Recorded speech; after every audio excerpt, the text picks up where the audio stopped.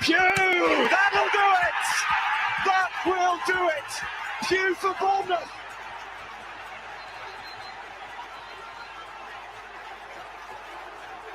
The roof of the Gold Sands is raised! Everyone here knows what that could mean to this football. And we are live. Good evening. Hope you're doing well and welcome to the latest Sunday night live video on Back of the Net. My name is Sam Davis. Tonight, we're going to be chatting to yet another former Cherry. Now, it's become a regular fixture for us here on YouTube and Facebook. So do remember to like our page if you're on Facebook and do subscribe on YouTube if you haven't already, because we've got some excellent guests in the next few weeks at this very time, Sunday night at 8 o'clock. And tonight is no exception. Now, of course, if you want to send us a message during the show, please do so. So if you're on Facebook and YouTube in the live chat box, please type it in and we'll try to shoehorn it in tonight. We've had a number of questions already, but we will get yours in. We're going to be chatting to a midfield maestro who is...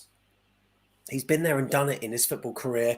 He started in the non-league before he was brought to Dean Court, where he pretty much saw it all. Relegation, playing his part in the famous -17 season, winning promotion before moving on to Burnley and then plying his trade there for a few seasons. He went up to play for Orient before moving north of the border, where he worked his way up to the Scottish Prem with Hibs. And at the moment, he's still up there doing bits for Livingston. Of course, it's Marvin Bartley. And it was actually this weekend, 10 years ago, that he helped to play a part in that famous 2-0 win at Burton Albion, ensuring celebrations like these. Take a look.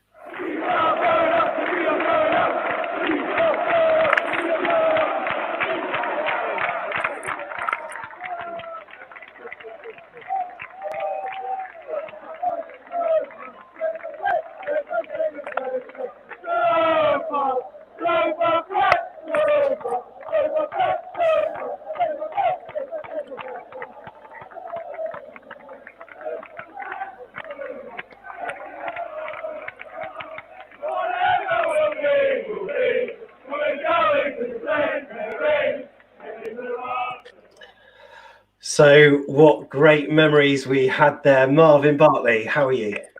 I'm very well, thank you. Yourself? Yeah, very good, and really appreciate you joining us today. It's an absolute pleasure once again. You come after some AFC Bournemouth greats like Tommy Elphick, Matt Holland, so you're fitting right in. And let me also bring in Jeff Hayward, because he is here as well. Jeff, how are you? Really good, thanks, Sam. Good. And also this week, we've got Michael Dunn from all departments as well. Michael, how's it going? Yeah, I'm good, thanks, Sam. Missing football a bit, but glad to be talking to Marvin and yourself tonight. Yeah, good. I am loving the backdrop, Michael. That's like a home studio waiting to happen, isn't it? It's my 13-year-old son's bedroom. I kicked him out once. So it would be my bedroom if the wife would allow it. So Marvin, how have you been doing? How's it all been since this lockdown? It must be extremely difficult. Yeah, it's been a hugely frustrating time. Not just for me, for other footballers as well. Especially not knowing when we're going back. Up in Scotland, it's been slightly different to obviously what's happening in England. The 10th of June is kind of the date that's been pushed around in order for us to go back. But at the moment, it's just hard. You're trying to keep fit, trying to keep running, but with no actual data when you're going back, the motivations are very difficult to come by. Yeah, definitely. It must be really difficult. So throughout the evening, we're going to be asking you a number of questions regarding your time at AFC Bournemouth, but I want to just quickly focus on beforehand. So how did your football career start? Because I gather there was quite a few seasons in the non-league before you made the step up to league football. Is that right? Yeah, that's correct. Obviously, the traditional route, or the normal route, so to speak, is seen going through a scholarship professional club. I actually did a academy type thing at a college, which was unpaid. 3 days football, 2 days college work in order to work towards a BTEC. I did that for 2 years at Hayes. I then left Hayes to join a team called Burton. I was actually released by Burnham at 18 years of age. I then moved back to Hayes before going on to Hampton and Richmond. And it was in my season really at Hampton and Richmond where, football started to really appeal to me. And I suppose I started to appeal to clubs higher up the ladder. I was offered a trial at MK Dons under Martin Allen. I went to that. He said he wanted to sign me. He said to come back I think it was next Thursday. So it was a week from when I played the game. And I think on the Wednesday or whatever, he went off to Leicester, which obviously killed that dream, but opened up the Bournemouth dream for me. Good stuff, Jeff. So I read a story, Marvin, that you were fitting double glazing in the morning and then went for your trial at Bournemouth in the afternoon. Is that right? Yeah, that's correct. I was actually working at Reading Windows, it was called at the time, and I was fitting double glazing and conservatories, and I'll never forget my first trial game. Because what happened was I completed a week at Bournemouth on trial while I was there full time. I then had to go back to work, so I couldn't do the second week. And I was at work and they invited me down for the Weymouth game. So I worked in the day, drove straight down. I remember I got cramp in a Weymouth game probably after about 25 minutes, my first trial game. So it wasn't the best impression to give to the club. But, luckily Kevin Bond saw enough in me and invited me back for the Southampton game. Which was on the Saturday. So, I was working alongside it. Good stuff. We had a comment in from Al Gard, and he was very complimentary to you. He said, Marv, great committed player. But he said he thought it took you a little while to step up from non-league. And he said, how difficult was that, progression from non-league to AFC Bournemouth? It was a huge progression. Like I touched on there, I was struggling with cramp playing against the likes of Weymouth when I was working in the day. Coming into full-time training from being part-time, I was struggling with the workload. My body was struggling to get used to the workload. Back at this point, the stuff about hydration, nutrition wasn't really out there, especially at Bournemouth because we had limited money at the time. So it was extremely difficult, not only on a playing side, a mental side, to stay focused, as weird as it sounds, for training intensity. Of the levels that I was training at, and just my body really did struggle at the start. He also went on to say, by the way, can I also say I saw you live in a Hibernian shirt, though I had a few scotches, but he was very, very complimentary of you. So Michael, do you remember the time where Marvin signed, and what were your thoughts at the time? Well, I was pleased. We were desperate, really. We were going through a really difficult phase of the football club. We'd had 10-point deduction, administration, and just one problem after another, and it went on for 2 or 3 more years after that. Marvin, what was it like working and playing under Kevin Bond? He tends to be quite fondly remembered by the players. Was that your experience? Yeah, Kevin was my first full-time manager, so for me, I had nothing to kind of base it on. He was extremely strict in the way he went about, his training and. How he wanted us to go about our work also. Obviously his hands were tied pretty much.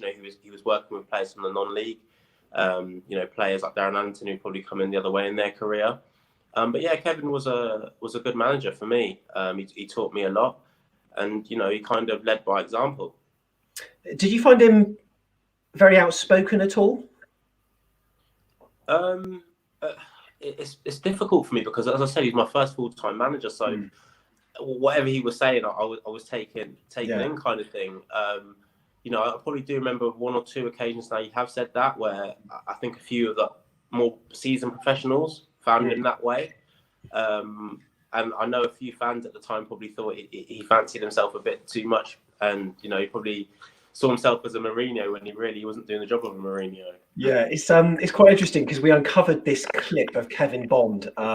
This was back, it must have been sort of around the same time. And this is a clip from a press conference, which I'm going to play now. And he loses his rag very quickly with a journalist that maybe hadn't researched her material. So take a listen to this. I just asked quickly ahead of the Doncaster game, just in case I don't get down here. I was just reliably informed even that the manager of Doncaster was here for 23 years. Right. Do you think that will be a particularly good game? Because of course it's at Dean's Court as well. Are you? You can. This is on mic or not on mic. Whatever. No. Are you the? Is it the Wave 105? Wave 105. Are you the Wave 105 sports reporter? Ish. I was going to say it must be a little bit ish if it's only just come to your attention that Well, John O'Driscoll was actually a manager down at Bournemouth. I know. I'm What sorry. happened to I do research? Pompey and Saint. What I happened to research? apologise. Scary time. Scary time. Not really knowing her stuff, but no, that's why I asked that question, because I just wonder if he carried that sort of demeanour into the dressing room. But Jeff, you were going to ask a question about that first season, I think, right? Yeah, well, I was going to ask, how did you feel coming from non-league to be lining up with Darren Anderton, who played X number of internationals for England and was just a genuine, amazing player? Do you know what? It was extremely scary, even training with Darren. I remember me and Jason Pearce used to travel together. I was in Basingstoke at the time and he was in Fleet. So we used to meet along the M3 and we used to always talk about Daz, because at this stage, we're early on in our careers, we really didn't understand football the way we do today. And we were like, does he hate us? But it wasn't that. He was just so demanding. He wanted us to be the best Marvin Bartley, the best Jason Pearce we possibly could be. And he demanded that from us. But because we weren't used to this, we thought it was something personal. And it's only after, being around Daz a little bit longer that we realised, he doesn't hate us. He wants the best for us. And especially years later, we look back on it, and I spoke to Jason the other day about it. But it was nerve-wracking. No matter what pass you played to him, no matter what you did in the game, you knew he had been around players that were doing your job 10 times better, 100 times better maybe when he's playing for England. So it was nerve-wracking more than anything else. Yeah, Michael. Well, as I said earlier, that season was really the beginning of the extremely difficult period. And what was it like playing under the burden of the 10-point position, with administration looming? Did that affect players? Me personally, no. I was just happy to be within the club, happy to be within a professional environment. I didn't. It sounds ridiculous, but I didn't really think about points during that season, because I said I was new to it. Everything was exciting for me. I think a lot of the younger boys were the same as me. Maybe you call it naive, but I think in this situation, we just want to go and get as many points and make the club and the fans proud of us. We probably didn't realise the severity of the -10 until we got to the end of the season. But certainly going into it, we were just like, let's just go and get as many points as we can. And we believed we could beat anybody. Not because we were the greatest team in the world, but just because we were given this platform by Bournemouth, and we thought, we can make them proud, and we'll do that to the best of our abilities. And unfortunately, at the end, we fell short. But definitely going into it, we did believe, or we probably didn't think about it. So we were just, going out there and trying to play our football. Yeah, good stuff, Jeff. Yeah, that must have been a soul-destroying experience, that last game against Carlisle, where you so nearly did stay up. Yeah, it was so hard to deal with, being so close to staying up in such difficult circumstances. And I'll never forget that Carlisle game, not for anything that happened in the game. I know we travelled in great numbers, the Bournemouth fans and everything were there, but it was after. And it's an experience that I'll never forget. I remember went into the dressing room, and I hope these players don't mind me saying it now. Me, Sam Vokes, might have been Joe Partington. There's a couple of other young boys, and we just burst into tears because we had failed, and I'm probably the oldest of that kind of group of players. And Vokes, he was really in a bad way because, he'd been such a young player who had been playing so well. We knew that this was the end of the road for him, whether we stayed up or not. We knew the club were going to sell him because financially we needed the money. And it almost kind of felt to us after that game, the boy band being broken up, in terms of we had a young group of players who all come together for this season, and we're going to be broken up already. And it was so hard to take, first season professional football, you've been relegated for me and Piercy, but just the friendship that we had within that group. And, it was so hard being in that dressing room, and the boys were all emotional. So, what were your feelings about sort of Kevin Bond's treatment? And then obviously, off the pitch, there was a lot that was going on, Sports 6, and then the arrival of Jimmy Quinn as well. Was that quite a distraction? Or, for you as a footballer, did you just carry on and keep playing? No, it was definitely a distraction. I think the Sports 6, they may have came in with the best intentions, but pretty quickly we realised it was full of lies. I'll hold my hands up to anybody who buys a football club and tries to save us in that situation. But I think that honesty was missing from them as a company, and we realised that pretty quickly. You know, they were promising things that couldn't really happen, and promising things that we didn't need to be promised to us. You know, we just wanted our wages paid. You know, and they were going about all these other things. Going to have the biggest sponsorship in the club's history. Want to rival Premier League clubs. I think they were trying to do something with JD Sports. We're going to get these cards. You can spend an X amount in there a month, and it was all free to the players. And it sounds brilliant, you know. Even me saying it now, it sounds brilliant, but it couldn't have been further from the truth, you know. So I just felt that from the start we kind of saw that there was holes in their plan, and the Jimmy Quinn appointment. You know, a man who's played a lot more games than me. He's obviously managed at Reading and stuff. I used to go and watch him, but it was a disaster. Being within that, it was a disaster in terms of. I really felt that he had almost been forced into a job rather than wanting it. And that might sound weird to some people, but he didn't want to be there. You know, there was no structure to what we were doing. There was no care in what we were doing. You know, it's almost like when someone says, you know, someone's cooked a meal with love. There was no love within this meal. They threw the eggs in there with the shells on and everything, you know, and there really was, it wasn't great. And, you know, that kind of went with the Sport 6 thing. It was a disaster as well. And I was speaking again to Jason the other day, and the best thing that Jimmy Quinn probably did in his time at the club was when he used to bring his dog to training, basically, and dogs used to run around. He used to walk his dog when we were training.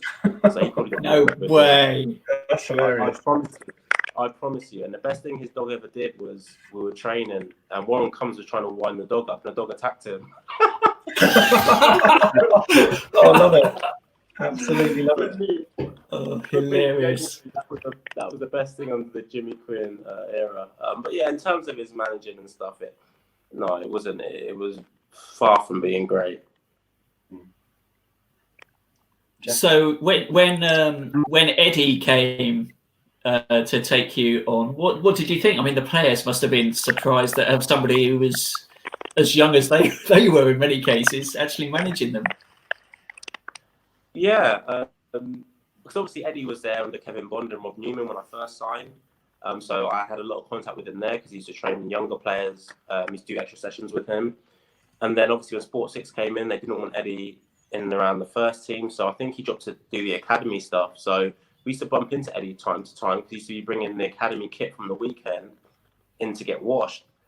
So then, yeah, he steps into the role. And I'll be honest, you know, he comes in, he looks like 15 years of age. And you think, you know, how's he gonna do in this job? And do you know what Eddie did? He didn't come in and tear anything up. What he did do is he put structure straight into what we were doing, and he wanted us to do the job. You know, it wasn't a job; it was his life, and you could instantly tell that. And that got a reaction from the boys straight away because his passion, his drive, you know, his hunger to succeed. It was all there for us all to see. And we've gone from one end of the spectrum with Jimmy Quinn, who was walking his dog when we were training, to Eddie Howe. This was his life. We were almost like his kids, even though some of the boys like Dads were older than him. Mm. Yeah, go on. Jimmy Quinn's tenure, I think it was December that he finished, and then he was appointed on New Year's Eve. What was the feeling in the dressing room? Because obviously we started the season on -17. We'd had a difficult first half of the season under Jimmy Quinn. Before Eddie came in, did you think that we were doomed? Yeah, especially if Jimmy Quinn stayed in the role. Definitely believed we were doomed. But I think it was weeks before Jimmy Quinn leaving. I think it was obviously he wanted to leave. I think he wanted to be pushed rather than walking, kind of thing. Not that he had any. You know, he didn't do job any love at the start, but even towards the end, he just wasn't bothered. He didn't care.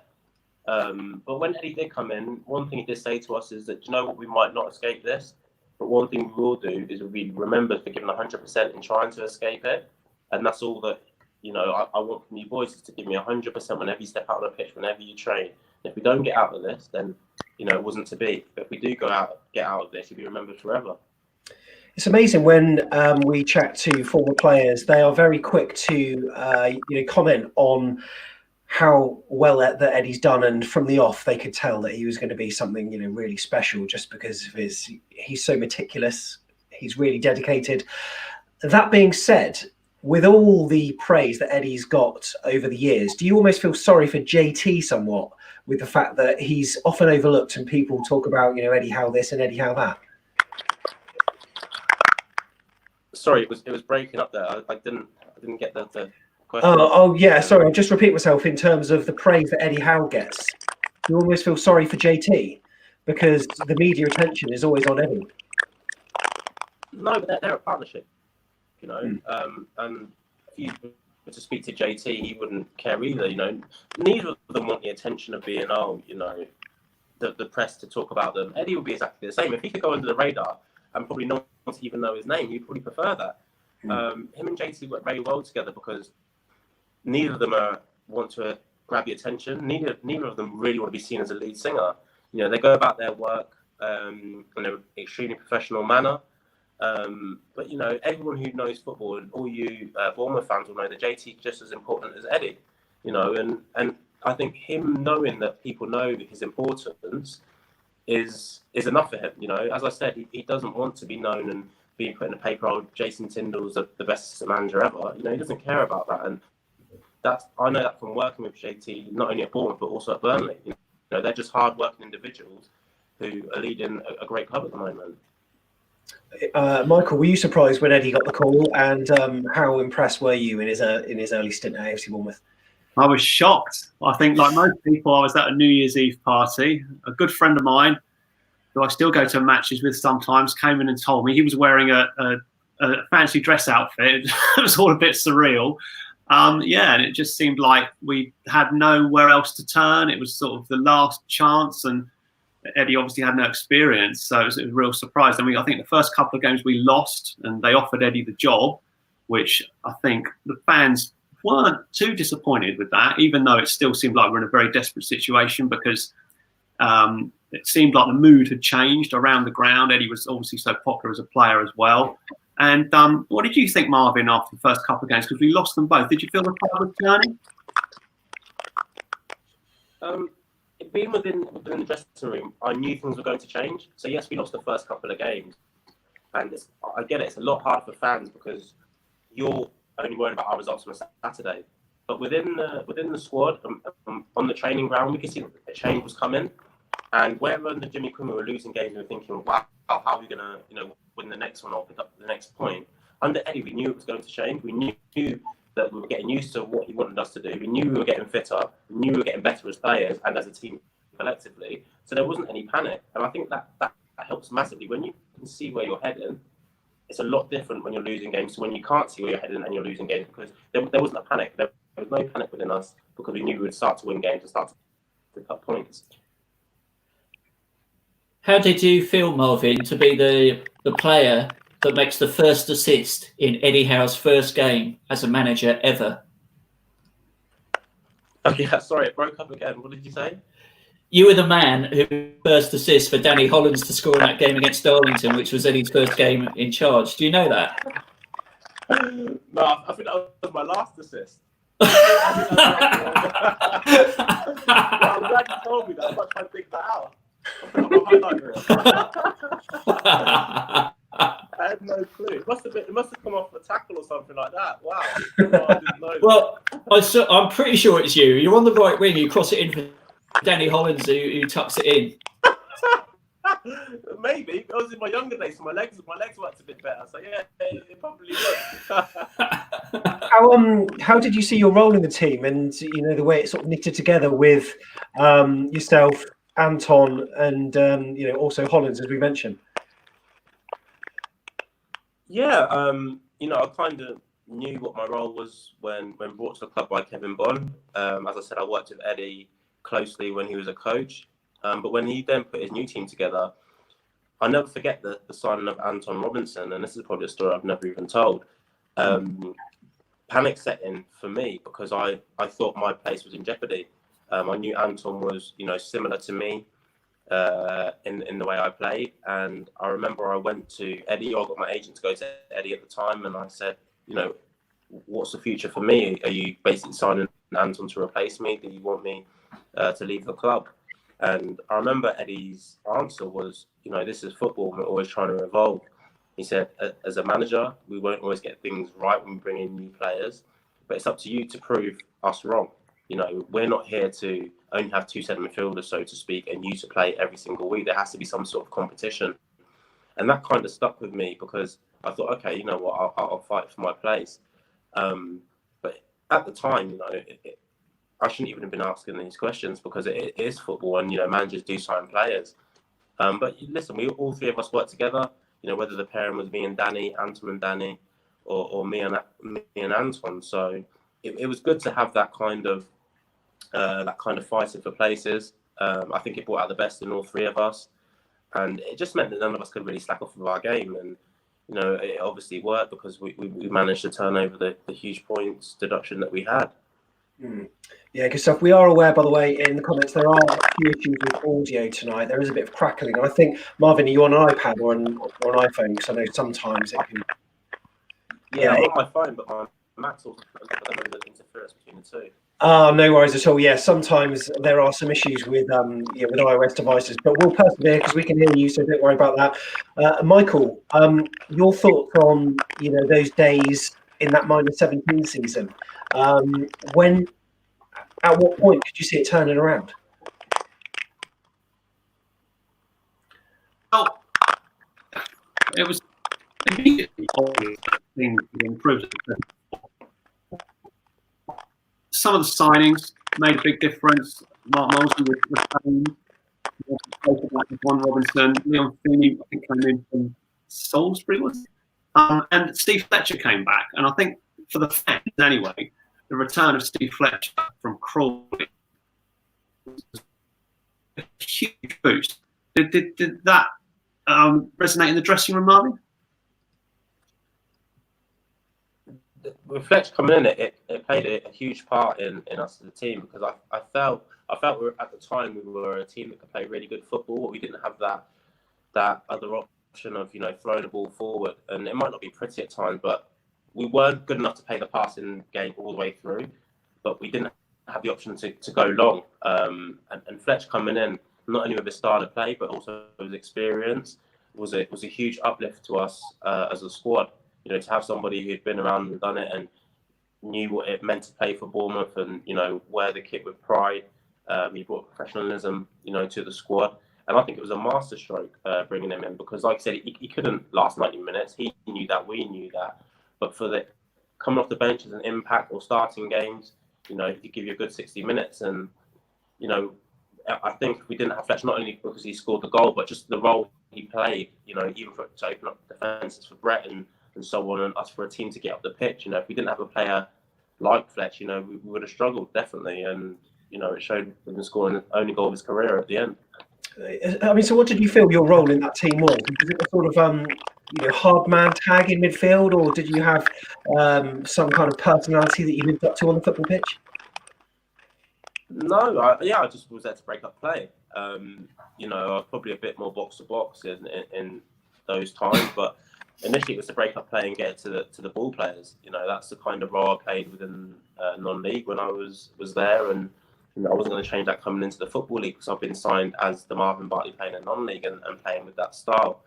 I try to get forward, up and down because, like I said, I had good energy once I got rid of the cramp and got used to full-time training. So, yeah, I thought that was my role, break up the play when I possibly could, and if I could drive the team up the pitch, then also to do that. Yeah, good stuff. Michael? Was there any point, Marvin, that you recall when the players really began to believe that you were going to play? I remember going to Dagenham and Redbridge in February, I think it was 2009, and we won 1-0 with a very late goal from Mark Mosley. In fact, that goal was a very significant goal in my life because I was living in London at the time and I left the ground in a kind of ecstasy that I've only experienced at football a few times, and my main thought was, apart from I was delighted that we won, was that I was definitely moving back to Bournemouth, and I did so a few months later. But was there a point in the season that you felt that the players thought, yeah, this is it, we're actually going to do it? Yeah, it was definitely a turning point when Molesley did that. You know, he was, again, you know, we speak about the influence of Fletch, but Molesley as well just came with the kind of style of a street player. You know, he used to dribble past players like he's playing, you know, with his friends down the park. Definitely there was a huge turning point when he did score that goal. But I think for me personally, when I felt that, you know, we could do this, I think, like you said, we lost the first 2 games. But I think like maybe the next 6 or 7 games after that, we maybe won 4 or 5, you know, and the results really began to pick up. I think at that point, not only did I think we could, you know, get out of this, I also had a manager that I wanted to play for and a manager who, you know, wanted to be in the job. And I keep referring to that. It makes such a huge difference to us as players, knowing that, you know, you've got somebody leading you who wants to do the job rather than being forced into it. But no, definitely, I think by the time Molesley scored that goal, I think me personally, I was already believing, but scoring so late, you know, it feels like you've got 9 points for it, and you kind of look at it after and you get 3 points. But the feeling it gives you and the boost it gives you, it can't be matched. It's interesting you talking about, you know, like Eddie being a manager that you really wanted to play for. Obviously, we don't know how the season's going to pan out at the moment, but I think Eddie's loyalty to the club is unquestionable. So if we did get relegated, he would stick with us. I'm sure that a number of players would go. Do you think that having Eddie as the manager would actually be a big lure for players who are looking to sign for a club in the Championship? And if they've got a number of teams to play for, they'd think, well, yeah, I really want to play for Eddie Howe. Yeah, definitely. I think in terms of recruitment, I think once you meet Eddie, you know, you want to play for him. You know, at this point, maybe not a lot of people knew about him as a man or as a manager, but when you meet him and, you know, you see how enthusiastic he is, you know, you can only be impressed by this. You can only want to be involved in this. You know, he had a clear vision of the journey he wanted to take the football club on, which he's managed to do and better. So, you know, he kind of like talked the talk, but he's also walked the walk in producing the results. And as a football player, that's all you want, you know, a man that's going to be honest, hard working. Because being a footballer, I know a lot of people say, oh, you know, it's the easiest job in the world. It really isn't when you're out there doing the hard yards. And when you've got a manager who respects what you're doing and also encourages you and also guides you, you know, there's no better feeling as a player, and it makes the hard times a lot easier. Yeah, good stuff, Joe. What were your feelings, Marvin, of the Chester and the Grimsby games? Did you feel confident going into those 2 games, or were the players incredibly nervous? No, there were huge nerves. You know, if I sit here now and say we were confident, I'll be lying to you. I probably think, you know, as a squad, I don't know if there's been squads any more nervous than going into those games. We had an expectance upon ourselves because we believed in ourselves that we wanted to win them and we could win them. But the nerves within the camp, you know, leading up to it in training and stuff like that were unreal. You know, they're off the scale. And I think that's only normal. You know, and you had the older boys trying to almost like play it down, but you can see the nerves within them. So, you know, as a young man looking up to seasoned professionals and seeing them nervous, I'm thinking, wow, like, I'm right to feel like this. Do you know what I mean? And everyone kind of felt the same. We were all nervous. The whole camp was nervous, you know, and if anyone tells you any different, they're a liar. We'll ask Fletch when he comes on. Yeah. That was fine. I knew what was going to happen. Good stuff, Michael. So we stayed up. Fantastic achievement, and, you know, still very fondly remembered by all of the fans and around the football club. And then we went into the summer and pre-season training, and obviously we did get promoted, which I'm sure we're going to come on to talk about at the end of that season. But that summer, that pre-season, how confident were the players that they could have a go at getting into League One? Sorry, I only have part of the question in terms of players. Just it's really cracking on my end. How confident were the players of achieving promotion the season after we stayed up in League Two? Because we went on obviously to at the end of the season. Was there confidence in the camp? Oh right, yeah, no, we were extremely confident. I think what you're asking is how confident we could go up. No, we were massively confident. You know, to stay up when you've had -17, you know, you can only be confident, especially the way we ended the season. And as a squad, we kind of said to ourselves, you know, whatever happens next season, as long as we start on a level playing field, we can go up. And we definitely believed that. And I think having that -17 built a togetherness. You know, it allowed players to show their character. And I think, although that was a really bad time for the club having that -17, I think in terms of the next season, it was massive to us because we'd been through an experience what most professional footballers will never go through, and it brought us closer together. And there was a huge bond there, but it also brought out a huge confidence, and I think we took that into the next season.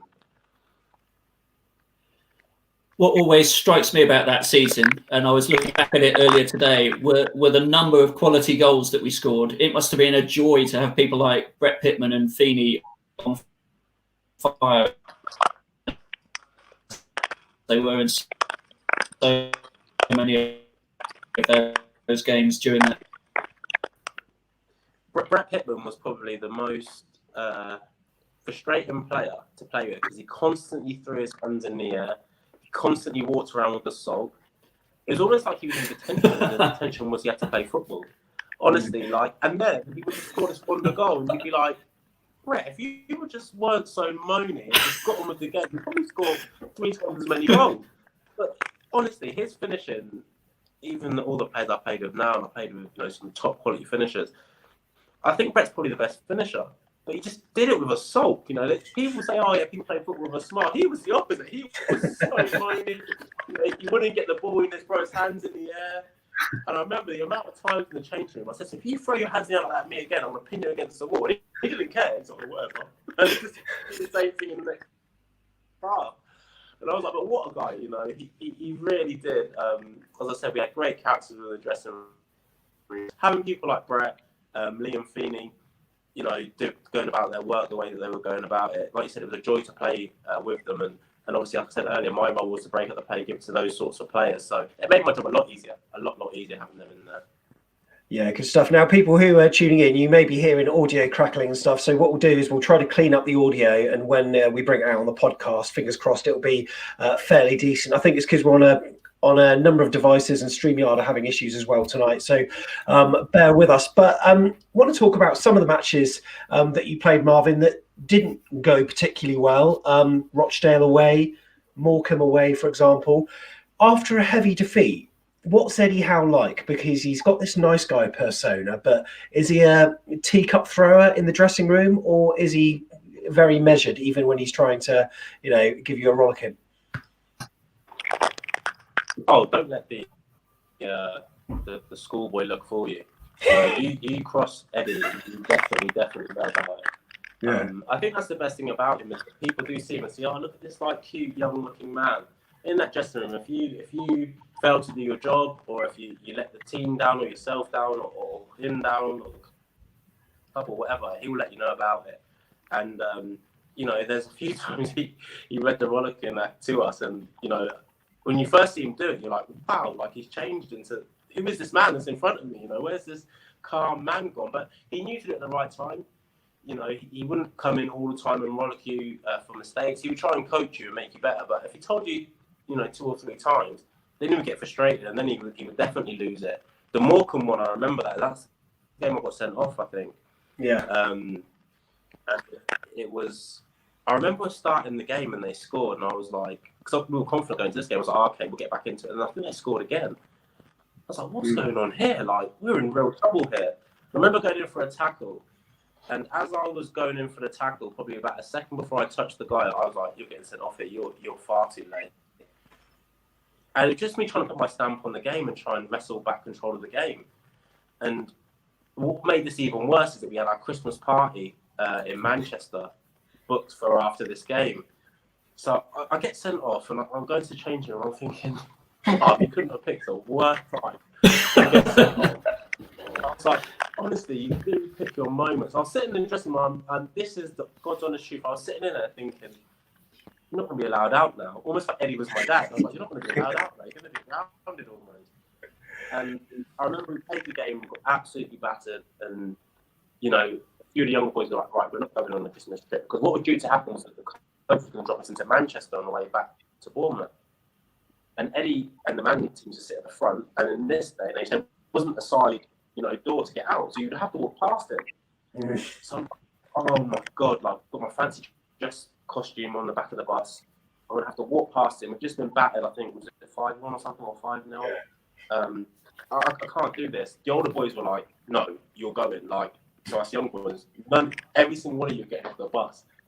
So this after the game, I'm like in the chair, I'm like thinking, wow, get on the coach. And Eddie's red face, he's been through us, he's been through me for getting sent off and, being stupid. Get on the bus and they say to the driver, right, take us to Manchester. And I'm like, flipping hell, boy, you can't do this. Anyway, the bus stops at Manchester. And I'll never forget it. I tried to slide down in my seat and let the boys walk past me. And to be fair, they all went past me except for Ron Collins. And he's like, what are you doing? I was like, oh. So I've picked up my fancy dress and my overnight bag, and I've had to walk past. And I remember I went past Eddie, and the lads were walking past and saying goodbye, and he was literally like this, staring out the window. Wow. And he pays us. And I look back at it now, and if I was a manager, that bus would not have been stopping. But I think he did the right thing. What didn't want to risk doing is stopping the Christmas night party and having a hangover from that and having boys moaning about that for weeks on end. We've just been beaten. Can't change that. Let them go out, and I'll deal with them on the Monday or Tuesday. Which he did. He actually brought in a guy. I can't remember the guy's name. Like a specialist to come and speak to us. And I remember the guy saying to us, and I cannot believe you went out on a Christmas night out when you got beat by Morecambe. So it was a learning curve for us all as players. But it's one of those things. Yeah, Tony, regular podcast contributor, actually sent a message regarding that, and he WhatsApp saying, so how many pints did it take you to actually help you to get over that sending off at Morecambe? Well, I'll let him know it was only 1 pint. I'm not a huge drinker, so literally, 1 pint is me over the edge. So I probably half us. My pint. I forgot. I actually probably thought we won the game rather than losing it. But no, I was reminded rather earlier on in the next week that we'd lost the game and that I'd been on a Christmas party. But yeah, on the Christmas night out, probably half a pint, and I was waiting for fairies. Love it. What were your memories of the Burton game? Because totally different experience going away from home for that one, wasn't it? Yeah. Amazing. It just felt right going and getting promoted that ground. We'd gone there. It was a relatively new ground at the time. The pitch was lovely. It was a lovely day. Again, the fans had travelled in numbers, and it just felt like we're going to do this. We're going to go on and win this game and gain promotion. It seemed like everything was set. The scene was set for us to go and do it. And what a day! What a fantastic day with all the trouble that the club had in previous years. I believe it started the upward spiral that the club are currently on, and to be a part of it was fantastic. And Grumpyguts Brett scores the goal. It was brilliant. Brett done what Brett does. I actually saw it on a picture the other day, and I sent it to Fiends because he was actually getting thrown onto the floor, and I was in the background, and I was loving that. That's the best picture of the day for me. So no, it's fantastic. I mean, look at him there. He's still not happy. Look, the ball. He's got the ball, and he's still not happy. Love it. And Michael, what were your memories of that day? We turned it around. We stayed up the previous season, and we just had a great season following that. Eddie was now looking like a real deal, and everything looked positive again. Was it Marvin? Was it another half pint of beer celebration that night, or did you go a bit bigger? I don't think we were allowed to drink on the way home. I'm trying to remember. I think we had a few drinks within the dressing room, but I think a couple of the older boys wanted to stop off rather for some beers. I don't think we were allowed, but I remember drinking in the dressing room, and I'm pretty sure that I could be wrong, but Jace had a bottle of champagne or something, as Jace does.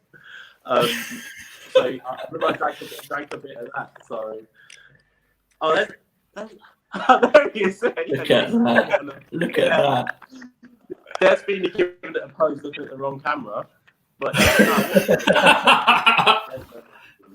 it really, really does. And I had a 6-pack back then, so I had my top off. No, that was brilliant. That brings back so many memories just seeing that. It must amazing. be when, but yeah, I had to do that day.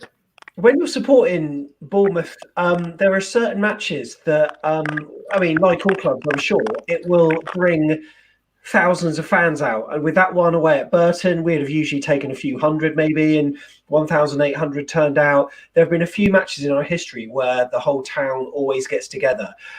Did that sort of give you a glimpse of maybe what possibilities we had as a club in moving forward and, you know, not becoming a big club, but, you know, growing as a club? Yeah, definitely.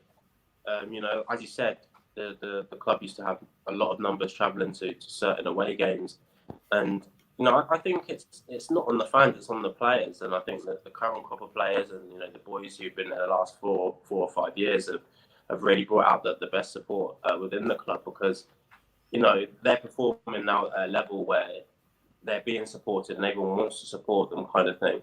But I think back then it was a real hardcore. You know, I do think it was a real hardcore crop of fans who followed us everywhere. And, you know, like the picture you showed before, and you're seeing the fans on the pitch and stuff. And as a football player, there's no better feeling than that. There really isn't a better feeling than that. I mean, it's absolutely crazy. And if you said to, you know, us as players a year prior to this day, you know, that you're going to be followed up the country, up to the Midlands, you know, by 1,000 fans, just over 1,000 fans, who've been like, no chance in hell. And, you know, to have experienced that as a player and to play my part in Bournemouth history was absolutely fantastic. And, you know, as I said, the fans there when I was there were absolutely brilliant. And it did show where the club could go. It needed some investment, it got it. And you know, now it's at that level.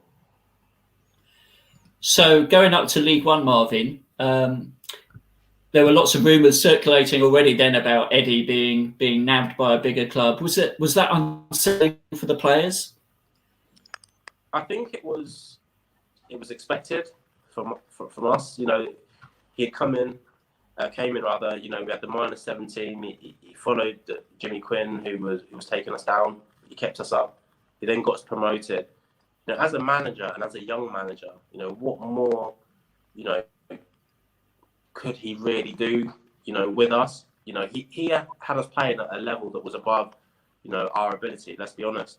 And he wasn't just getting that out of 2 or 3 players. He was getting it out of a whole playing squad, and that's so hard to do. Getting it out of 5 or 6 that are playing, getting out of your starting 11, but to get it out of your 18-man squad, you know, 19-man squad, that shows the ilk of the man. And we weren't surprised at all. I think, you know, he was turned down jobs left, right, and centre. I remember one day, you know, probably tell me off for this. I'll probably get a message later telling me off. But I remember one day we were at training, and Southampton, I think, had sacked their manager. And this was in Southampton, we're obviously in League One as well. And there were massive rumours that, you know, they wanted Eddie. And these rumours got stronger and stronger and stronger. And apparently he had turned it down because, you know, he wasn't willing to manage the rivals, basically. You know, he built something at Bournemouth. He was enjoying what he was doing at Bournemouth, and he wouldn't manage them. Now, this time, I know people are like, oh, yeah, that's really good. But at this point, Bournemouth, you know, didn't have the huge financial backing that Southampton had at this point in time. They had a young squad. They had the new stadium. They had a lot of money backing them. So that really shows, you know, that his love for the club, because that is such a hard job to turn down at that point, especially when you're going into League One, the kind of unknown with us as a group, because the last time we were in there, we got relegated. But we weren't at all surprised that teams wanted him, and we were just forever thankful that, you know, he stayed with us for as long as he did. And Michael, what were your feelings when he eventually did go?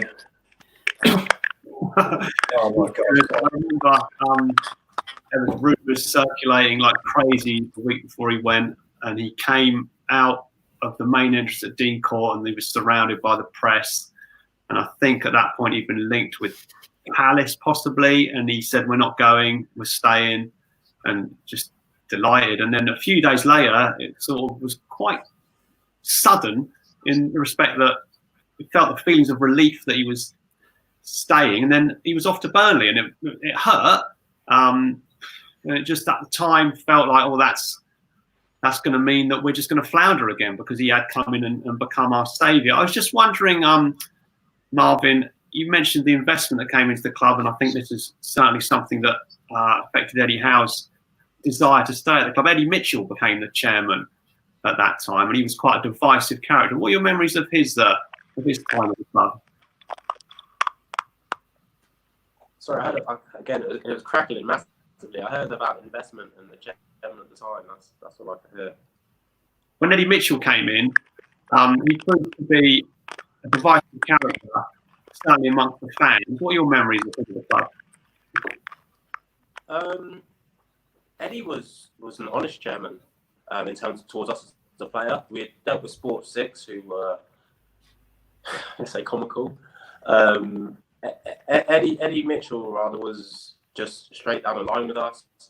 He was demanding. He probably admit himself. He probably overstepped the line a few times in terms of getting involved in football stuff that he shouldn't have been getting involved in. But some people might say if you're putting your money into a football club or into anything, into any business, you have the right to go and do these things. But I felt that Eddie Mitchell, if he could have his time again at the club, he would have allowed Eddie Howe to manage the club in his own way, because he's doing a fantastic job before Eddie Mitchell came in. I just felt he wanted too much power. I think it was at Dorchester, wasn't it, the non-league club that he was involved with.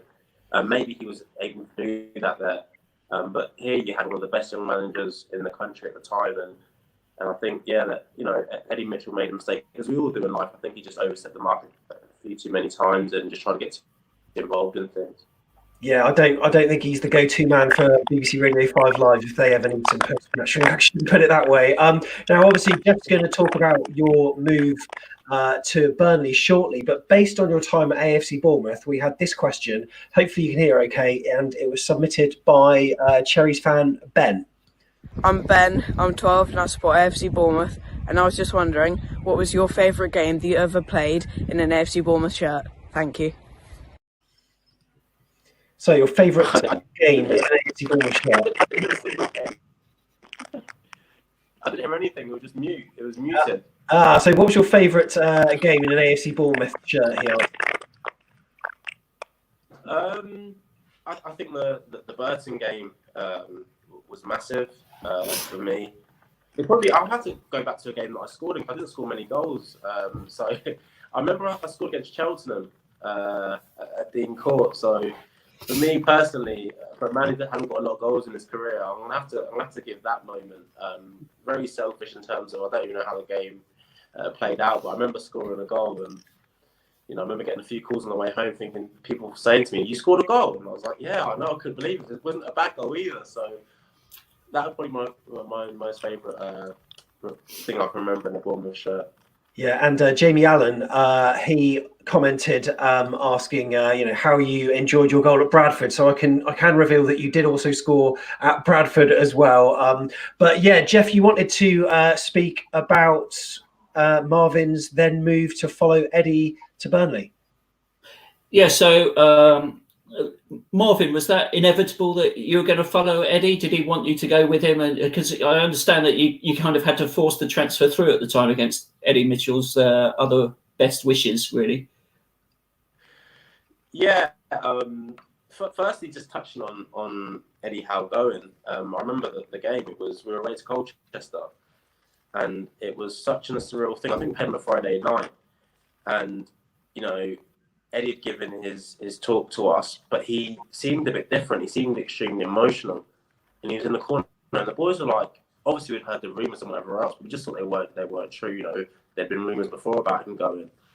And I remember he walked out the dressing room and then he walked back in, and I can't remember what the song was, but the lyrics were along the lines of like basically saying, "Please don't go. If you go, we'll miss you." Something along the lines of that. And it was a song that I'd never, ever heard. And this is the God's honest truth. I'd never heard from on the playlist. And it was so weird. And then he kind of went to speak, heard that, and he almost like choked up. And then he was like, "Can you stop the music to whoever was playing the music?" And then that's when he told us, I think it was before the game, he told us, "This will be my last game in charge. I just want you to all know that I'm, extremely proud of you all. I want you to go out there and do the best you possibly can, and you know, let's end this era on a high. And you know, the boys at this point were like flipping hell, like our leaders going, we're all like really, really emotional. But you know, obviously we went and played the game, and then after he came on the coach and shook our hands and said, listen, I wish you the best of luck in your career. So at this point, you know, I had no idea that, you know, I'll be following Eddie up the road, and you know, I'll be the first to admit me and Eddie had a few run-ins, and you know, I'm just an argumentative person, to be honest, so it's probably my fault. I argue with every manager. But we used to argue. It was always respectful. Like, I had maximum respect for him. I think he had respect for me. I just used to try and keep him on his toes, you know, and make his job a bit more difficult.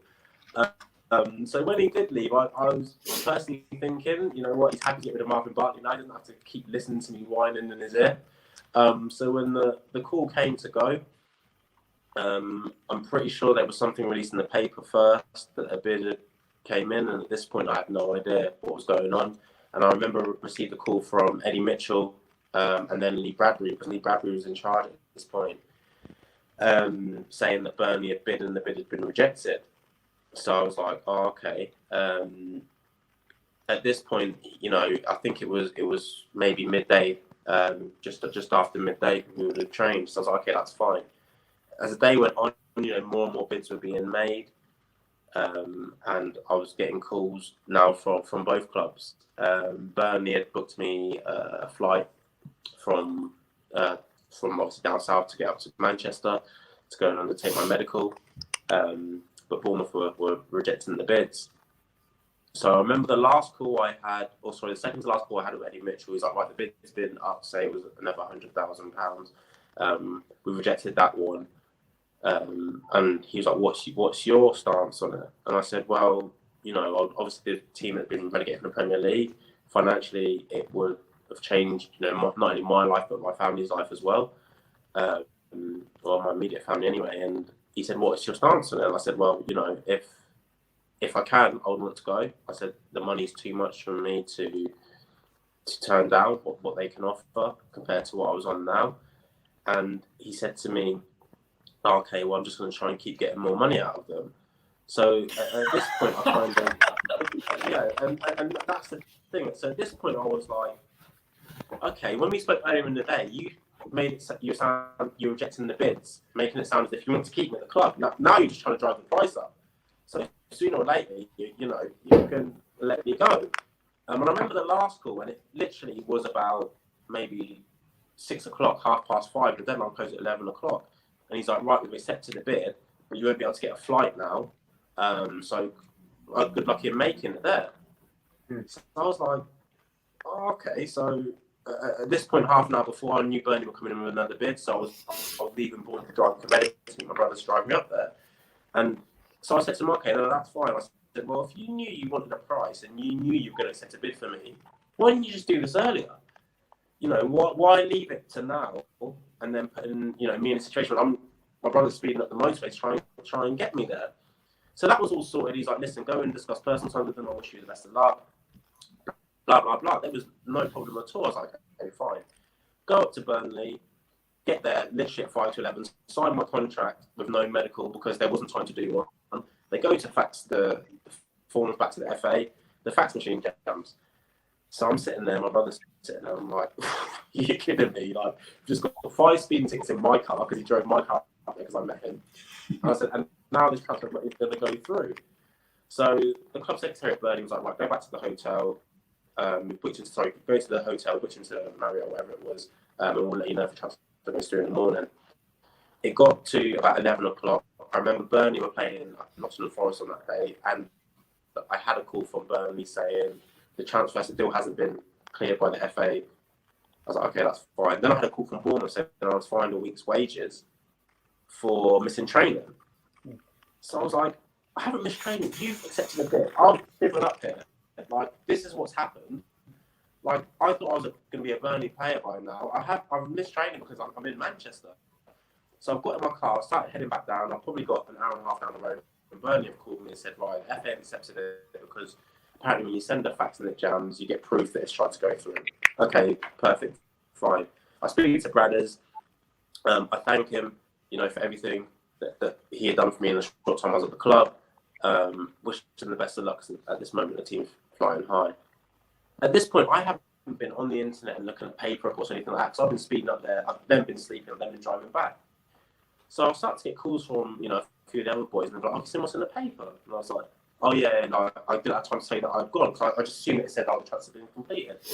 I'm reading the stories. It was like Marvin Bartley refuses to pay for Bournemouth. I was like, when did this happen? Like, Wow. I never once in a conversation that I had with him refused to play. We didn't even talk about playing. It was, the bids have been rejected. Okay, they're getting close now. I'm going to keep trying to drive the price up. The bid's been accepted, you can go. I never once said, "Oh, I'm not playing anymore. I refuse to play." That didn't even cross my mind. There wasn't even a conversation close to that. So I was thinking, wow, he's put this in the paper. The fans are probably thinking, wow, Marvin's now refused to play. He's forced to transfer through. But really, the club just wanted the money, and they wanted as much money as they could possibly get.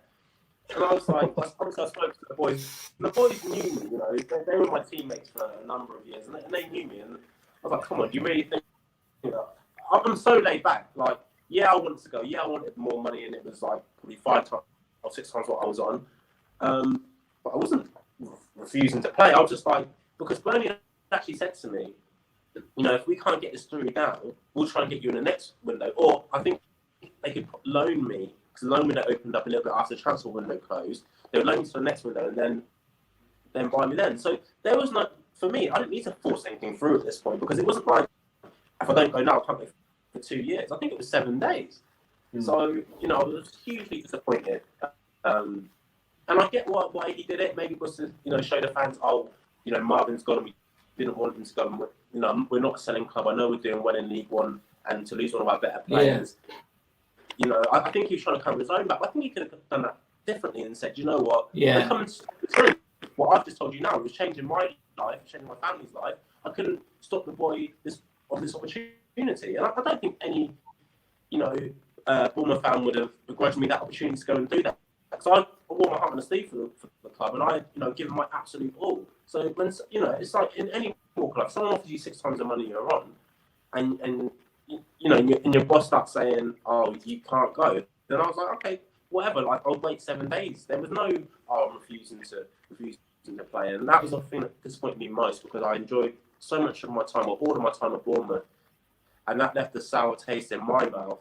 And I imagine that did the same for fans for a number of years, until I was able to tell my own story. So, that was the last bit of communication that I had with Eddie Mitchell. But, I'm not really sure why that story came out, or why he made that story up and made it came out. But, people have their own spin on things and why they want to do certain things. Well, really appreciate your honesty, Marvin, because that set the record straight for a lot of fans, I'm sure. Yeah, definitely. In terms of your time at Burnley then, and, we will talk a little bit about that, and of course, what's happened to you since then. But from a Bournemouth fan's perspective, it seemed to be very hit and miss for Eddie, especially results on the pitch.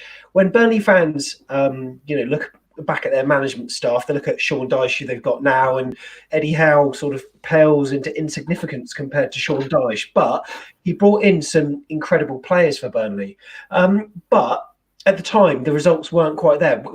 Just explain what you thought of your time at Burnley, and also Eddie and JT's time. Do you think it was a success? I wouldn't say it was a success, because the club wanted to get back to the Premier League. They'd just been relegated from the Premier League. It was the first year of the parachute payments, so a success would have been getting them promoted. One thing I'll say in Eddie and Jace's and all the backroom teams' defence is there was a toxic group of players within that dressing room, and I think what Eddie struggled with was when he was at Bournemouth and he had these younger players, and I always describe us when I speak to people about my time at Bournemouth, we were robots. Eddie Howe wanted us to do a certain thing. He programmed us to do something, and we went and did it. If he could program us, if he said run through that brick wall, we'd do our utmost to run through the brick wall. At Burnley, if he said to them, "Could you run through the brick wall?" a few would look at the brick wall, turn around, and walk the other way. And that's just how they were. He didn't. They were players that were around the same age as him, maybe 1 or 2 that were older than him, and they didn't. where Eddie Howe was a legend at Bournemouth and he was so well respected as a man, up north he was nobody. He was just this fresh-faced young man, and he had a lot of professional football players, and that's the best way I could describe them. And you know what? You could have put any manager into that group. If those players would have acted in the same way, you weren't going to be successful. Like you said, he brought in some fantastic players and young players. You know, Charlie Austin, Junior Stanislas, who's at Bournemouth now. You know, Zavon Hines was probably one that was a bit hit or miss. You know, Ben Mee, Kieran Trippier. These fantastic young players, but the older players there just had too much of a hold on everything that was going on, and they earned so much money. They didn't care if they weren't playing or they were playing. I'll never forget when I got my first run in the team. A player had been put out for me to go in. Again, the same way we talk about Eddie, or I talked about Eddie up there when he was just this nobody to them. I was a nobody. You know, I'd been non-league, played for Bournemouth, and I was seen as Eddie Howe's love child. Me and Charlie Austin were seen that way. And there was a player, I'll never forget it. We were training, and you know, we were doing a bit of shape and stuff. This player had been taking out team for me, and this boy just ran over to the balls and just booted the balls away when we were trying to do a training session. Now, the only way I can kind of bring you on the journey and put you, you know, into the picture of what was going on. If you imagine a Sunday league game with under fives and you're trying to control them, and you've got this one kid who just wants to boot the balls and that's all he wants to do. That's what a grown man was doing. And I remember looking across, and Eddie kind of looks like, where am I? Like what is this? And it was crazy. And I remember that boy actually ended up getting back in the team because his wages were so high compared to mine. I didn't want him to disrupt the whole energy of the team. And just having people like that just meant that, you know, no matter what Eddie did, he was never going to succeed. And you know, for me, if my time came again, I would make the same journey because at that time it was right for me to do. I think Eddie would do exactly the same. I think that experience, in his managerial career, I think that would have helped him. I think he'll look back on that now and draw from the positive and the negatives from it, going forward with Bournemouth. But, you know, there's a lot more than meets the eye. And I know Burnley supporters will be like, oh, you know, he wasn't this, he wasn't that. No, we had a corrupt bunch of players and, you know, a lot of robots on malfunction. Yeah, so just a quick one before we go on to Michael then, who's got a question. When we were speaking to Tommy Elphick last week, he said Eddie's man management skills are, you know, second to none. And there were a number of players that we'd signed that didn't quite fit in with that philosophy. So is what you're saying, you know, you certainly don't question his man management skills at all. And it was just the players were, let's put it in layman's terms, were too big for their boots. Yeah, definitely. There were players there that didn't respect him as a manager because they just, you know, they saw Eddie coming from a lower league. And I think that sums them up a lot as humans, you know. And I think a lot of those older professionals will look back on that time and that experience and be ashamed of themselves because, you know, they're paid to do a job. And I think they knew that Eddie wanted them out. I think they knew the young, fresher players that he was bringing in and their time at the club was coming towards an end. So I think what they thought was, okay, he's doing this to us, so let's just basically try and have the last laugh and let's just try and disrupt as much as we can before we're shown the door. And that's what they did. And, you know, and as I said, you can have any manager in there. If those players were going to go about their work the way that they did go about it, you're never going to be successful. And don't get me wrong, we had some good results. And we equally had some bad results, but those players there didn't help it at all. And I would like to look back now, and I think they would be ashamed of themselves of how they conducted themselves at that time. Interesting, yeah, Michael. So it didn't really work out for Eddie and Jason at Burnley. I think they were there for just under 2 years, and then much to our delight, they came back to Dean Court, and everything that's happened since has been fantastic. But were you surprised when they came back down south? And also, how did that impact on your career at Burnley? I'd heard rumours that they were coming back probably a month to 6 weeks before it actually got confirmed. I was surprised at the time when somebody first told me, and I was like, "There's no way that's not happening. You know, he's not going back." As it got closer and closer to the time, and as I said, me and Eddie were very open and honest with each other, and I asked him the question, "Are you going back?" And he said maybe, which to me meant yes, Marv, but I can't tell you I'm going back. So I kind of knew probably before it was confirmed for everyone else he was going back, and for me it was, in terms of my Burnley career, it was the beginning and the end, definitely, because there was times up there, and Eddie will, if you ever speak to him, will probably admit the same. We struggled with being up north. I know that sounds weird considering where I am now. At that spell, I struggled with being up there. Eddie struggled with being up there. So, we had John Dizelle, who was a fitness coach, and he was struggling as well. So a lot of the Southern people were struggling, and it just didn't feel like home. It didn't feel like Bournemouth. We didn't have the same, work ethic from others that we wanted. So Eddie obviously came back to Bournemouth, as he did. And I was still up there, and for me it was a hard time during my footballing career because I just wasn't interested in being there. And that's nothing against Sean Dyche, it's nothing against anybody like that, because Sean Dyche wanted to be brilliant. Sean Dyche was brilliant with me at that point as well. I just wasn't happy up north anymore. I was missing my family, and whatever else. So at that point I was just like, you know what? Eddie's gone. He's the man who brought me here. He was the last thing that was actually keeping me here, because I remember I'd complained before about wanting to go back, and I'd been convinced to stay. But once he had gone, for me, my time out there was always going to come to an end, and it did pretty quickly after. Yeah, so you obviously spent a period at Leyton Orient afterwards before you ended up moving north of the border to Scotland. Just quickly going back to Eddie, though, in terms of perhaps, joining a new club and not having that same family squad mentality that he managed to instill at Bournemouth, does that, I'm sure that these days in the Premier League, many football players have got their own personalities, and there's probably even more of that these days. Would he find it a struggle to say, because, quite often he's linked with jobs, albeit like at the other end of the odds, like even Arsenal and Spurs. Do you think he'd have problems making the step up to a club where there are probably going to be more problems than there were even at Burnley, which were Championship at the time? I think he'd have to step up to the right club. I don't think he would struggle. I think he would have learned from experience at Burnley. I think if you look at Eddie Howe and his signings, even at Bournemouth, he's a man who gives opportunities to players, because they have that mindset of they want to kick on to the next level. I think, the Jermaine Defoe kind of transfer at Bournemouth, went sour pretty quickly. Why? Because Jermaine Defoe was coming down in terms of his career, and that is something that I think Eddie struggles with. When I've heard Jermaine Defoe's a brilliant guy, just from people at Rangers, brilliant guy around training ground and whatever else, but maybe he wants to play every week. Well, at that point at Bournemouth he did. And I think, Eddie maybe struggled with somebody, kind of demanding to play every week. And, let's be honest, an old professional, they have to have the right mindset for you to have them within your group, because I'm not a professional now, and if I don't keep challenging myself and I don't have that hunger to drive myself forward, I can quickly bring down the mood of the group. That's why I think Eddie, if he was to ever leave Bournemouth, it has to be for the right job.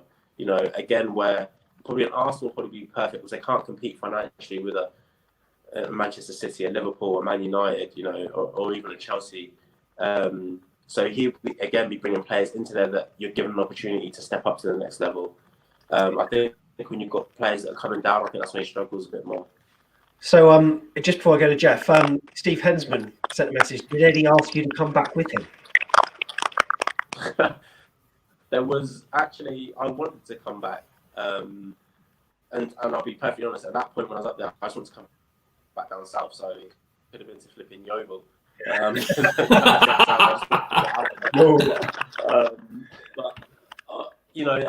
was something done in the contracts that meant that, he couldn't basically come and take players from there instantly. And to be honest, I wanted to get out of there as quick as I possibly could, and I didn't have time to wait around. So I looked on the map. Where can I go? Okay, Leyton Orient doesn't look that far. Let's give that a go.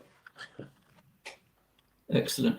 And when you went to Scotland, Marvin, I mean, it's not common for English players to go up to play for Scottish sides, but you've had a great experience at Hibs, haven't you? Because you actually won a cup final.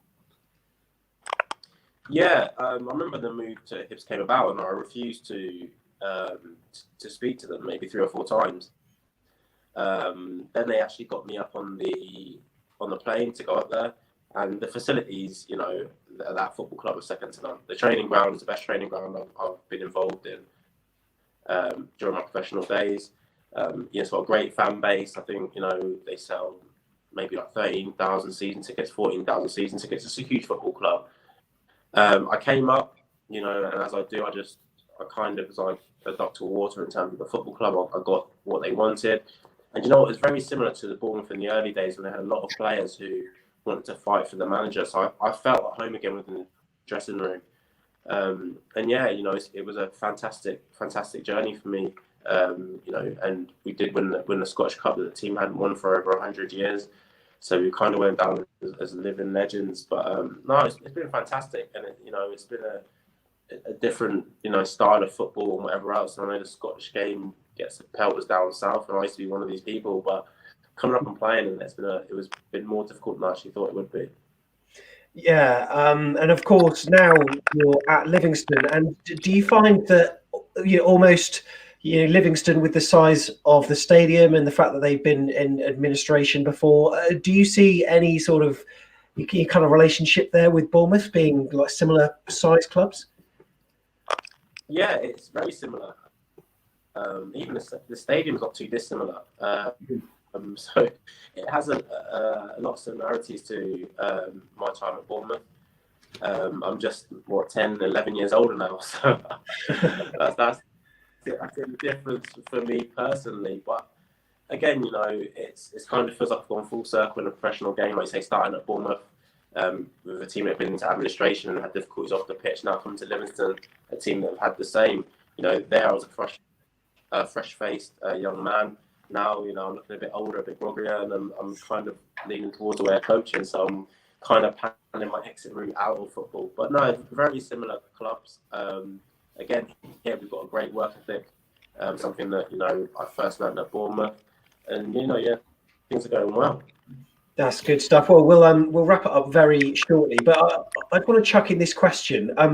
One of the biggest compliments I could pay you, Marvin, is that for many seasons, Cherries fans always cried out for a Marvin Bartley player, in the middle of the park, and we'd missed that for so many seasons. But this season, we've possibly got a midfield pairing that maybe fulfills that criteria. So, with this in mind, which of the current AFC Bournemouth players would you love to cherry pick and have in the Livingston side? When you come back. Sorry, which player would I take from Bournemouth to put in the Livingston side? Exactly, yeah. In the current Bournemouth team would be Callum Wilson. Strikers, that's why we want to be strikers when we're younger. Strikers get all the plaudits, strikers make all the money, and having him in this team would make me more money because I get more win bonuses. So, Callum, if you're listening, lad, up you come. You can't afford your appearance fee, but come and enjoy it. Happy crown with your mates. Jeff. Do you think Jefferson Lerma watched tapes of you play Marvin and modelled his game on you? I've enjoyed watching him play. I think he gets more bookings than I do, though. I had him in my fantasy. Just a few. And I was like, okay, they pay big money for this guy. Going to get him in my dream team. He was relatively cheap.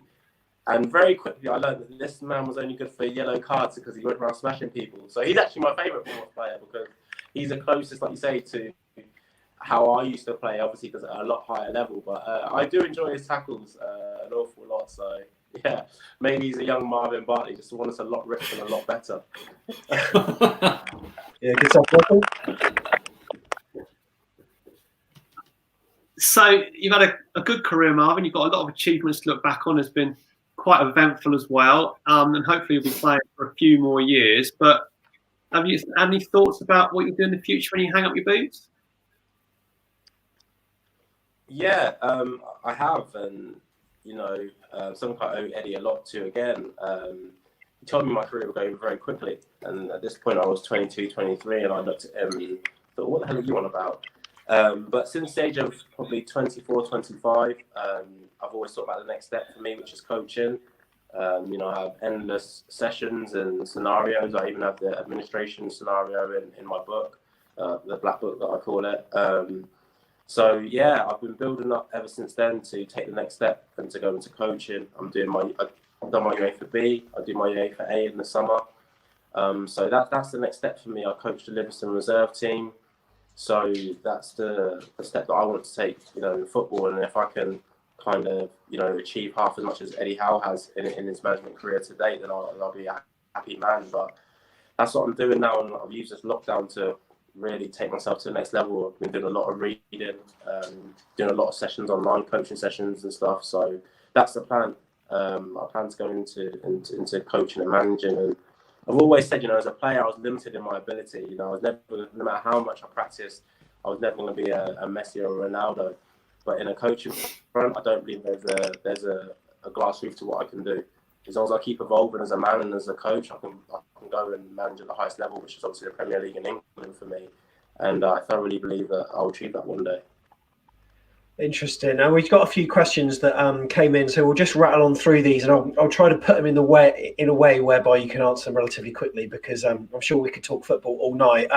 But Steve Butler said, how influential has Eddie Howe been in your personal coaching methodologies? Say if we had to put, you know, like a percentage on it, you know, how much has Eddie contributed to Marvin Bartley, you know, the footballer today? Out of all the managers I've had and coaches I've had, he's contributed the most. You know, he's first and foremost to play, made me a better player. He made me a better man, and I think he'll make me help, you know, me mould into the coach and manager I want to be, because I'll take some points from him, as I will with every other manager I've had, good or bad. But I think I'll take the most from him. And you know, although I'm going to be my own man in terms of how my style and stuff, because I've always said, you know, there's no point Marvin Bartley trying to copy the Eddie Howe blueprint, because I'll be second best at it. So if I make the Marvin Bartley blueprint, I'll be the best at it, because I'll be first and foremost the first person to do it, and I'll be the original person to do it. And you know, that's the kind of mindset I have. But no, he played a huge part in my life as a footballer, and he will do with me being a coach. Yeah, and also so this is 06C Dancer on YouTube said he's interested to hear if you managed to see any AFC Bournemouth games live, and also do you keep in contact with any of the previous or current players at all? Yeah, I keep in contact with all the boys basically that I play with. I'm not saying on a you know, daily basis, but you know, over the last probably 2 or 3 weeks, I've spoken to maybe 8 or 9 of the boys. You know, I spoke to Joe, Piercy, Feeney within the last 2 days, Anton as well, actually. So yeah, I do keep in contact, and that's what I'm trying to get at. That group of players, you know, not only as footballers but as men, were brilliant for me, and that is why we all keep in contact, because it wasn't, you know, a pretend bromance kind of thing that you hear in football. People move on. It was a real deal, and we all do keep in contact, you know, some shape or form, even to this day.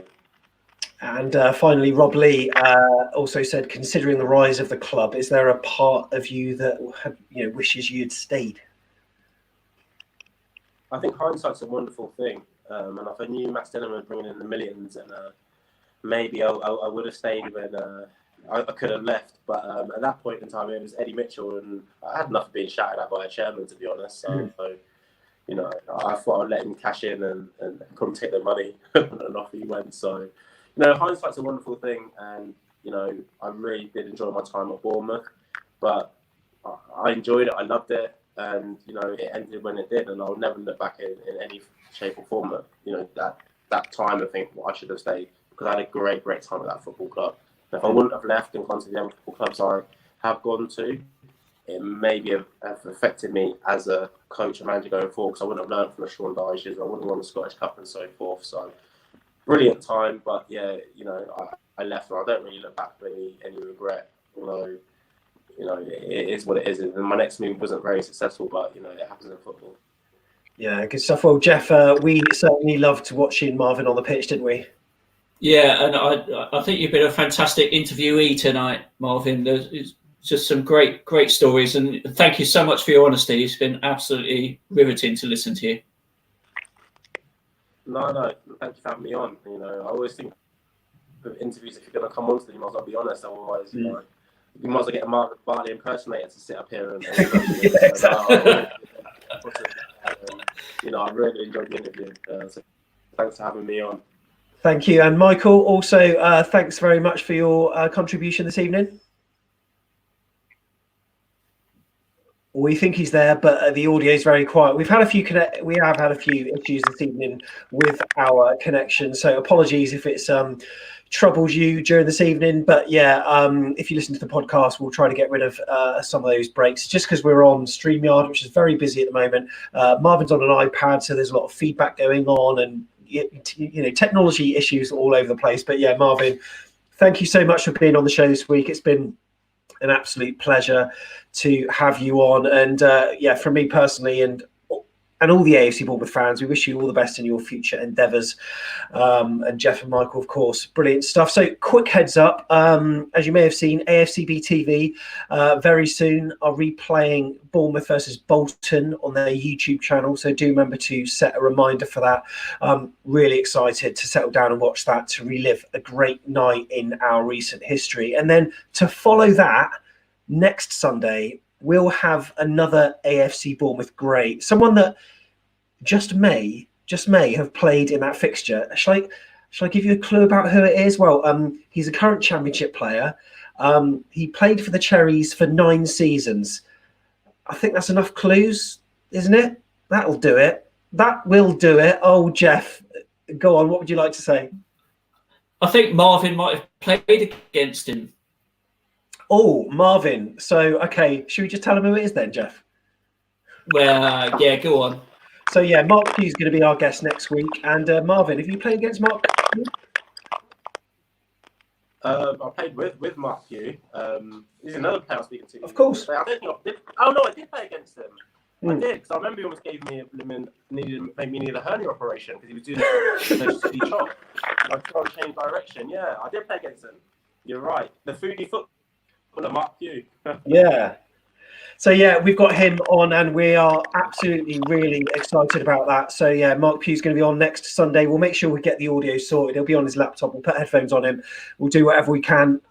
Stay tuned for that. Also, look at these people on Facebook. They are absolutely well excited. Jamie Allen, is he cooking as well? Sadly not. Legend. I'm loving all these comments coming through. But, yeah, stay tuned. It's next Sunday. And also, cheeky one in the week.